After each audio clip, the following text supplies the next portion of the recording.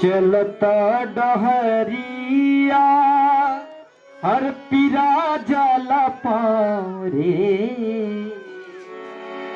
चलता डहरिया पीरा जाला पारे। जुनियों से दूर बा बलमुआ के गाँव रे। जुनियों से दूर बा बलमुआ के गाँव। जुनियों से दूर बा बलमुआ के गाँव रे। जुनियों से दूर बा बलमुआ के गाँव रे।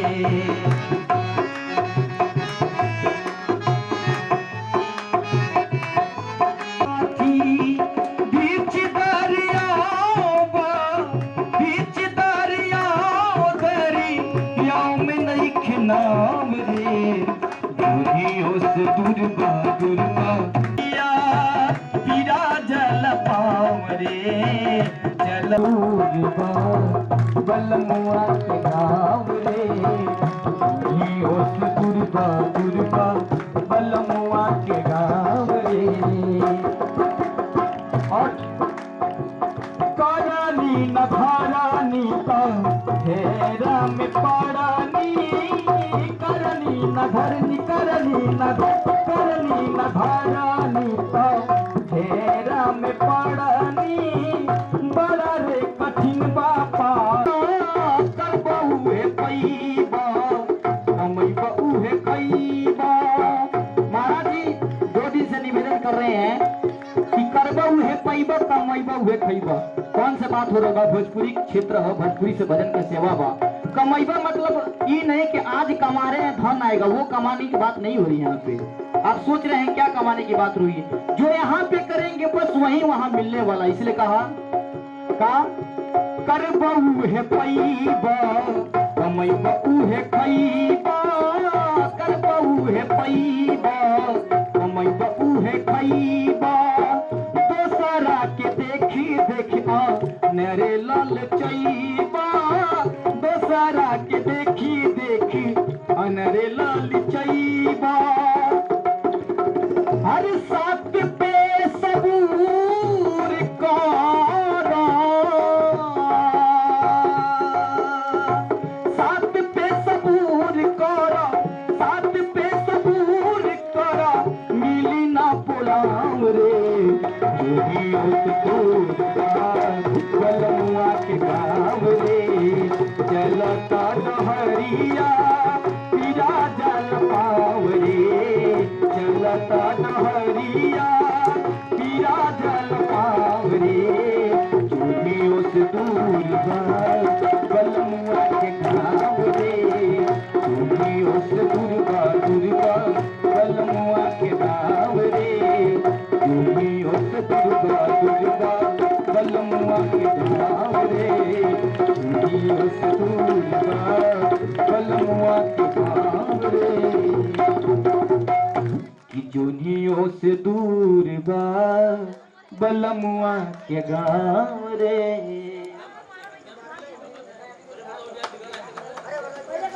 सत्य की गारंटी है, मोक्ष की गारंटी है। अगर व्यक्ति 7 दिन कथा श्रवण कर लेना तो गारंटी है कि भगवान से प्रेम हो जाएगा। आपको मुक्ति की गारंटी है अगर आप 7 दिन तक कथा श्रवण कर लेते हैं तो। अगर बीच में आप कथा छोड़ते नहीं हैं तो। नारद जी कहते हैं देवी तुम चिंता मत करो, मैं तुम्हारे कष्ट को दूर करूंगा। अरे आप तो भक्ति देवी हैं, आपके बुलाने पे भगवान तो नीचों के घर भी चले जाते हैं। आप चिंता मत करो, मैं आपके दुख को दूर करूंगा। नारद जी वेद वेदांत का पाठ किए, गीता पाठ है मुहुर मुहुर। गीता जी का बार बार पाठ किए, लेकिन पाठ के प्रभाव से कुछ क्षण के लिए ज्ञान वैराग्य का मूर्छा तो खुलता है, उठ करके बैठते हैं, फिर जम्हाई लेकर के सो जाते हैं। अब नारद जी महाराज परेशान हो गए। नारद जी भुवन भास्कर सूर्य भगवान से निवेदन करते हैं कि अरे ज्ञान वैराग्य का बुढ़ापा कैसे दूर होगा। आकाशवाणी होती है, सत्कर्म शुचको नूनम ज्ञान यज्ञ स्मृतो बुधैः श्रीमद्भागवती वार्ता सतुद्गीता सुखादिभिः। आप सप्ताह प्रवचन कीजिए। इसी कारण से मैं दुखी हूं। सनत कुमारों से नारद जी कह रहे हैं। सनत कुमार कहते हैं, हे नारद जी महाराज आप सत्कर्म कीजिए। नारद जी कहते हैं, अरे कैसे सत्कर्म करूं? मैं वेद वेदांत का पाठ किया, गीता जी का मैं बार बार पाठ किया। जब ये सब करने से ज्ञान वैराग्य का बुढ़ापा दूर नहीं हुआ तो यह श्रीमद् भागवत कथा का आयोजन करने से क्या होगा?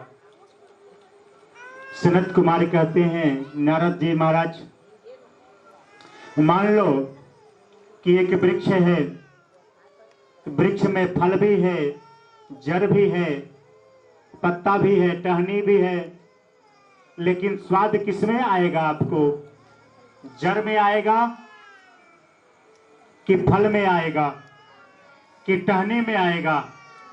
खाने के बाद अगर कोई वृक्ष के जड़ को खाना शुरू करेगा महाराज तो खा पाएगा? नहीं खा पाएगा ना। क्योंकि फल जो है ना, फल जो फला है वह जड़ के माध्यम से ही फला हुआ है। लेकिन यह जो वेद वेदांत जो है ना, गीता जो है ना, यह सब जड़ टहनी और पत्ता है। इसका फल ही तो श्रीमद् भागवत सद्ग्रंथ है। इसलिए आप श्रीमद् भागवत कथा का आयोजन कीजिए और एक बार जो व्यक्ति यह अमृतमयी रसपान कर लेता है ना, फल जो खा लेता है ना, उसके समस्त दुख दूर हो जाते हैं, उसके समस्त मनोरथ परिपूर्ण हो जाते हैं। नारद जी कहते हैं कि ठीक है, हम कथा का आयोजन कहाँ रखें? सनत कुमार कहते हैं कि हम लोग अभी बद्रिका आश्रम में हैं और भक्ति देवी ज्ञान वैराग्य के साथ श्रीधाम वृंदावन में हैं। उनसे थोड़ा कहो कि वो थोड़ा आगे चल करके आए, थोड़ा हम आगे चलते हैं। बीच में है हरिद्वार और हरिद्वार में एक खूब सुंदर तट है, आनंद तट। वहीं पे खूब सुंदर श्रीमद् भागवत कथा का आयोजन करो।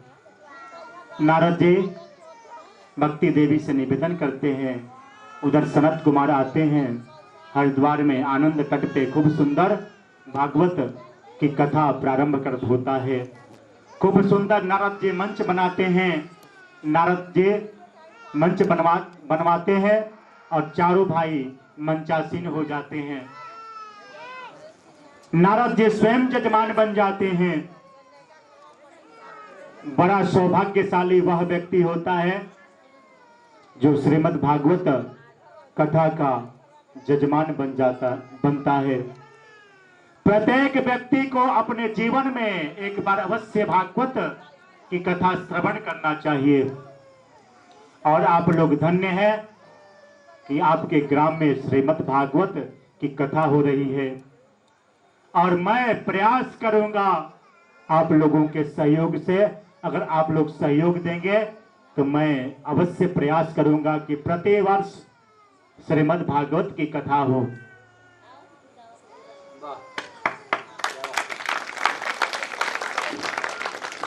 जिस प्रकार से आप लोग सहयोग कर रहे हैं, ऐसे ही आप लोग मेरा सहयोग करते रहें तो मैं प्रति वर्ष श्रीमद् भागवत की कथा आप लोगों को श्रवण कराऊंगा। और प्रत्येक वर्ष में कम से कम मैं 4 बार गायत्री महायज्ञ आप लोगों के यहाँ मैं आयोजन करूंगा। और मैं गायत्री महायज्ञ के बारे में थोड़ी सी मैं चर्चा कर दूं।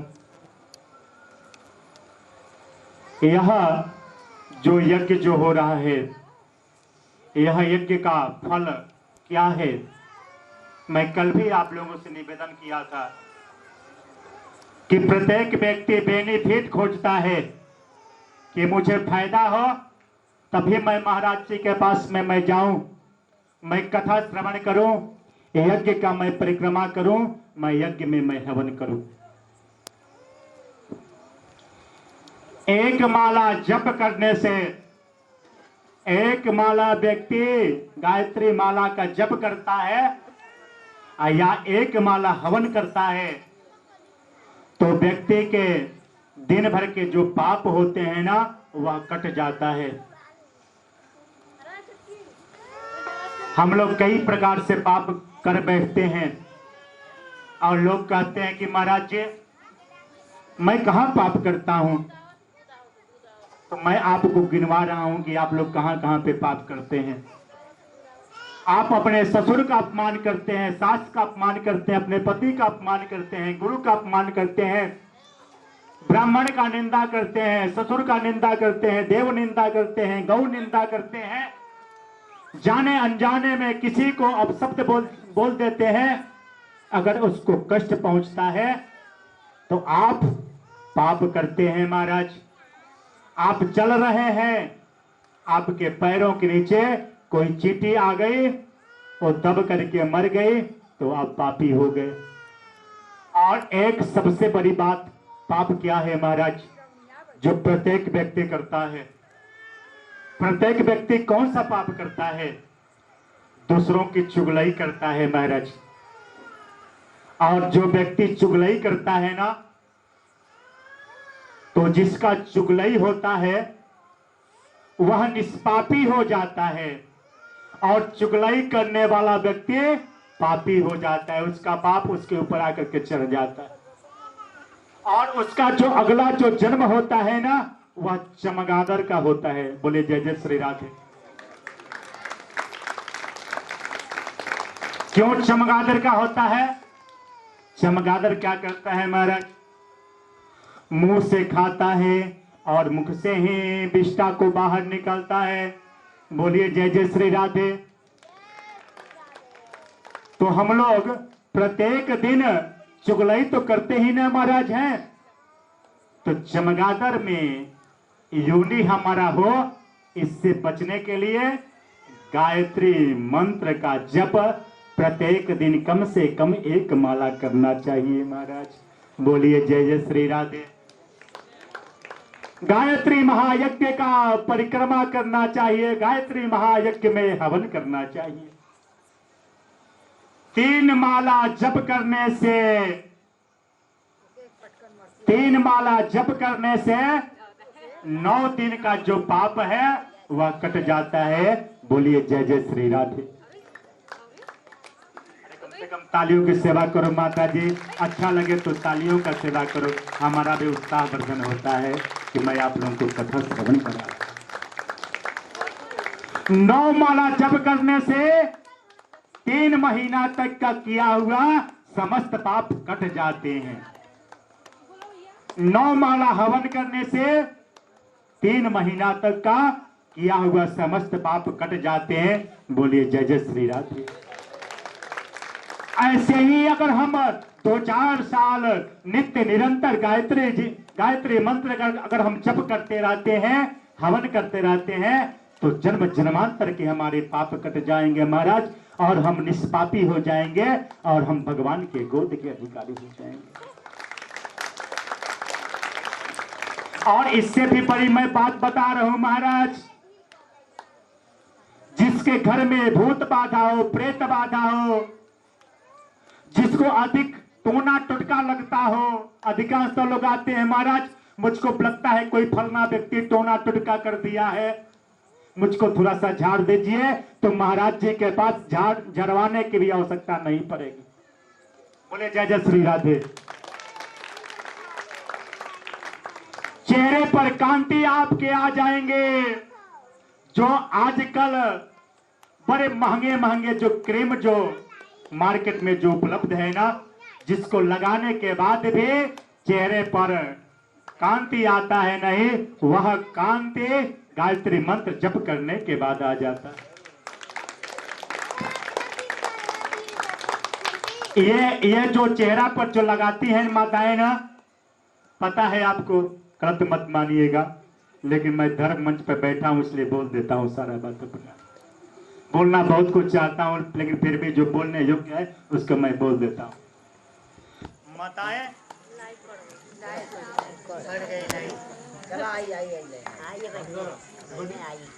श्री राम जय राम जय जय राम।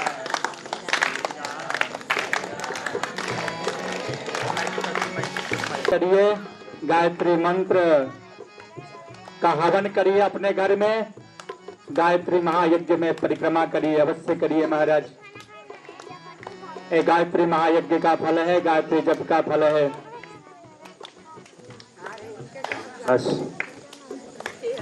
आइए, समय कितना टाइम? 8 बजे। आनंद तट पे श्रीमद् भागवत कथा का आयोजन होता है। कथा के प्रभाव से भक्ति देवी भक्ति सुतौ तौ तरुणौ गृहीत्वा प्रेमैकरूपा सहसा विरासित। श्री कृष्ण गोविंद हरे मुरारे नाथेति नामानि मुहुर्बदन्ते। भक्ति देवी श्री कृष्ण गोविंद हरे मुरारे हे नाथ नारायण वासुदेव खूब सुंदर रूप धारण करके प्रकट होती हैं, और इनके जो पुत्र जो है ज्ञान वैराग्य, वह खूब सुंदर स्वरूप में प्रकट होते हैं। वहां पे जितने भक्त बैठे हुए हैं ना कथा श्रवण करने वाले, वह नारद जी से पूछते हैं कि नारद जी यहाँ पे लक्ष्मी जी स्वयं प्रकट हो गई क्या? और यह जो दो पुरुष हैं यह भगवान के पार्षद आ गए का यहाँ पे? नारद जी सनत कुमारों से कहते हैं कि ये भक्त जानना चाहते हैं, आप अपने मुखार बिंद से कहिए। सनत कुमार कहते हैं कि यह तो कथा की महिमा है, श्रीमद् भागवत कथा की महिमा है। कथा के प्रभाव से भक्ति देवी अपने सुंदर रूप में लक्ष्मी स्वरूप में प्रकट हो गए, और ज्ञान वैराग्य भगवान के पार्षद के रूप में प्रकट हो गए। भक्ति देवी सनत कुमारों से निवेदन करती हैं कि अब हम लोग कहाँ जाएं? सनत कुमार कहते हैं कि यहाँ पे ढोलापुर में माँ कामाख्या साधना केंद्र में यहाँ पे जितने भक्त बैठे हुए हैं ना, आप अपने पुत्र ज्ञान वैराग्य के साथ में है भक्ति देवी, आप इन लोगों के हृदय में प्रवेश कर जाइए।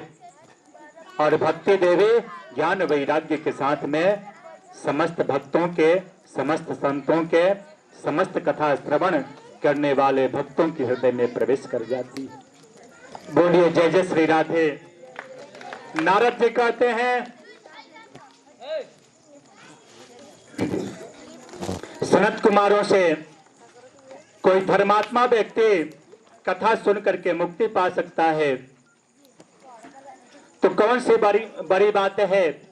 क्या कोई पापी व्यक्ति भी कथा श्रवण करके मुक्ति पा सकता है, भगवान के गोद का अधिकारी हो सकता है?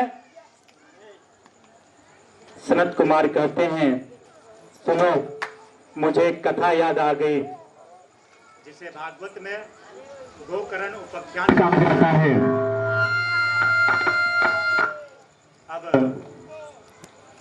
सनत कुमार नारद जी को कथा श्रवण करा रहे हैं।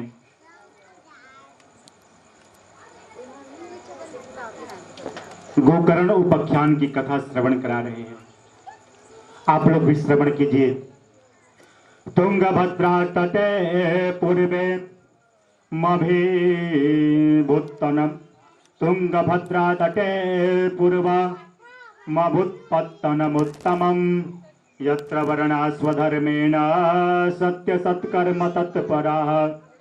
तुंगभद्रा नदी के तट पे एक खूब सुंदर नगर है। उस नगर का नाम है उत्तम नगर। उस नगर में अनंत अनेक जाति के लोग रहते हैं और उसी नगर में एक पंडित जी रहते हैं। उनका नाम है आत्मदेव। जैसा नाम है वैसे उनके अंदर गुण भी है। आत्मदेव, आत्मदेव शब्द का अर्थ क्या है? जिसके आत्मा में परमात्मा का वास हो, उसी का नाम है आत्मदेव। आत्मदेव नामक ब्राह्मण कर्मकांडी हैं, विद्वान हैं, योग्य हैं, भगवान के भक्त हैं। लेकिन ठीक इनसे विपरीत इनकी भार्या है। नाम है धुंधली। जथा नाम तथा गुण इनका है महाराज। नाम का बड़ा सुंदर प्रभाव पड़ता है। पहले लोग अपने बेटे का नाम रखते थे। गोविंद, दामोदर, राम, कृष्ण, कन्हैया नाम रखते थे। और आज के लोग फैशन वाले जो लोग हैं ना, धारावाहिक में, सीरियल में, पिक्चर में हीरो का नाम देखते हैं, अभिनेता का नाम देखते हैं, अभिनेत्री का नाम देखते हैं और उसी के आधार से अपने बच्चों के नाम रख देते हैं महाराज। अब जैसा नाम रखेंगे उसी प्रकार का उसका कर्म भी होगा। इधर नाम है धुंधली। यथा नाम तथा गुण इनका है महाराज। इनका स्वभाव क्या है? जब तक पड़ोसियों से झगड़ा नहीं करती हैं तब तक इनका अन्न पचता नहीं है। बोलती हैं तो ऐसे लगता है जैसे कोई जले पर नमक छिड़क दे। पति देव बेचारे सीधे साधे, पंडित लोग अक्सर सीधे ही होते हैं। दिन भर पंडित जी जजमानी में व्यस्त रहते हैं और पंडिताएं इधर घर में रहती हैं, दिन भर पड़ोसियों से झगड़ा करती रहती हैं। लेकिन जब शाम को पतिदेव आते हैं तो ऐसे मुस्कुरा करके, ऐसे प्रसन्न हो करके दरवाजे पर खड़ा होती है ना, जैसे लगता है कि सती अनसुईया के बाद इन्हीं का नंबर है। अब पति देव बेचारे सीधे साधे, वह क्या जाने, वह तो यही सोचते हैं कि मेरी पत्नी बड़ा सुशील है, भगवान ऐसे पत्नी सबको दे।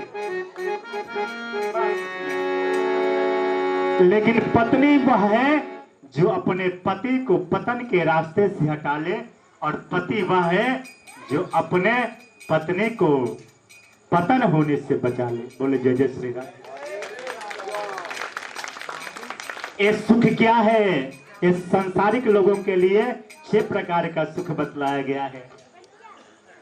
अर्थागमो नित्यमरो गीता च, अर्थागमो नित्यमरो गीता च, प्रिया च भार्या प्रियवादिनी च, अश्वस्य पुत्रो थकरी च विद्या, सदजीवलोका से सुखा निराज। जिसके पास अर्थ का आगमन है वही सुखी है। दूसरा यमरो गीता च, शरीर से व्यक्ति स्वस्थ है ना, वही सुखी है। एक स्त्री को सभी प्रकार के श्रृंगार कर दिया जाए और सिर्फ माथे का सिंदूर हटा दिया जाए तो सब श्रृंगार बेकार है। उसी प्रकार से अगर आपके पास सब सुख है, अगर शरीर अस्वस्थ है तो सब बेकार है। त्यमरो गीता च प्रिया च भार्या, पत्नी कैसी हो तो कहते हैं महाराज प्रिय हो, सुंदर हो। लेकिन सिर्फ सुंदरता से काम नहीं चलेगा महाराज। बोलिए जय जय श्री राधे। सुंदरता के साथ प्रिया चभारिया प्रियवादिनी चा, उसकी वाणी भी सुंदर होना चाहिए, मधुर होना चाहिए। पतिदेव जब बाहर से आते हैं ना, पता नहीं कई प्रकार का चिंता होता है, कितने लोगों से मुठभेड़, कितने लोगों से रास्ते में झगड़ा होता है, व्यापार में टेंशन, कई प्रकार का टेंशन लेकर के घर में आते हैं। और पत्नी जब एक गिलास पानी लेकर के पहुंचती है और अपने आंचल से पतिदेव के चेहरा को पोंछती है, अरे अरे पतिदेव, अरे प्रभु, आप इतना देर क्यों लगा दिए, आपको आने में इतना विलंब कैसे हो गया, मैं आपका इंतजार कर रही थी भोजन बना करके, आपके पाने के बाद ही मैं पाऊंगी। तो पता चलता है कि पति के सारा हरासमेंट जो है वह दूर हो जाता है। अगर पतिदेव बाहर से आते हैं हरे थाके हुए, उनका बैटरी डाउन होता है और पत्नी आते ही क्लास शुरू कर दी, पतिदेव एक गिलास पानी मांगते हैं तो पत्नी कहती है, अरे लेकर के जाकर के पी लो, बस इतना ही से क्लास शुरू हो जाएगा। महाराज जय जय श्री राम।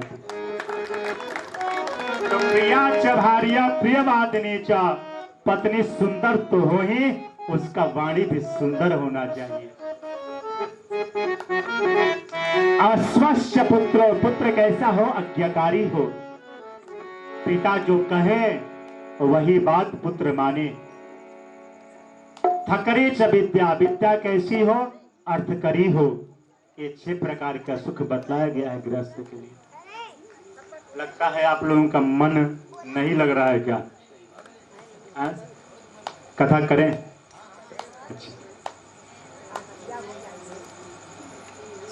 इधर धुंधली सबसे झगड़ा करती रहती है। आत्मदेव जी आते हैं, सोचते हैं कि मेरी पत्नी कितना सुंदर है, बहुत अच्छी है, उनके पास सभी प्रकार के सुख हैं, लेकिन एक सुख का अभाव है महाराज। कोई तन दुखी, कोई मन दुखी, कोई थन बिन रहत उदास, और थोड़े थोड़े सब दुखी सुखी राम के दास। इस संसार में सब लोग दुखी हैं और यह आत्मदेव नामक ब्राह्मण भी दुखी हैं। सब प्रकार, सभी प्रकार से उनके जीवन में सुख है, लेकिन दुख क्या है, उनके जीवन में पुत्र का अभाव है। अच्छा पड़ोसी मिल जाए ना, तो संस्कार विहीन जो परिवार होगा ना, उसको भी संस्कारवान बना देगा। अगर गलत पड़ोसी मिल जाता है ना, तो संस्कारित परिवार को भी असंस्कारित बना देगा। बोले जय जय श्री राधे। अब पड़ोसियों का आना शुरू हो गया महाराज। पड़ोसी आकर के नित्य प्रतिदिन आत्मदेव जी से कहते हैं कि आपके जो पितर हैं ना, आपसे रुष्ट हो गए हैं, आपके मरने के बाद आपके पितरों को तिलांजलि कौन देगा, कौन भोजन प्रसाद देकर के तृप्त कराएगा। अब बार बार आकर के पड़ोसी कहना शुरू कर देते हैं। इधर एक गाय रखे हुए हैं आत्मदेव जी। प्रत्येक हिंदू को अपने घर में गौ माता का पालन होना चाहिए, तुलसी जी का बिरवा होना चाहिए, लेकिन आजकल महाराज गाय को लोग कम पालते हैं और बकरी लोग अधिक पालते हैं, कुत्ता लोग अधिक पालते हैं महाराज। बोले जय जय श्री राधे। और जिस घर में गौ का पालन होता है ना, उसे घर में 33 करोड़ देवी देवता विराजमान होते हैं। यहाँ पे आत्मदेव जी गौ का पालन किए हैं, लेकिन वह गौ भी जो है ना, वह बांझ है। न गौ माता को आज तक बच्चा हुआ न बछिया हुआ। तुलसी दल लगाते तो हैं, लेकिन वह सूख जाती हैं। इसे चिंता से आत्मदेव जी चिंतित हैं और मन में संकल्प करते हैं कि मैं चल रहा हूं भक्ति करने के लिए वन में, और भगवान का तपस्या करूंगा, और ऐसा तपस्या करूंगा कि वरदान लेकर के मैं वापस आऊंगा पुत्र प्राप्ति का। इधर आत्मदेव जी वन में चले जाते हैं तपस्या करने के लिए और तपस्या करते हैं। ओम नमो भगवते वासुदेवाय। ओम नमो भगवते वासुदेवाय।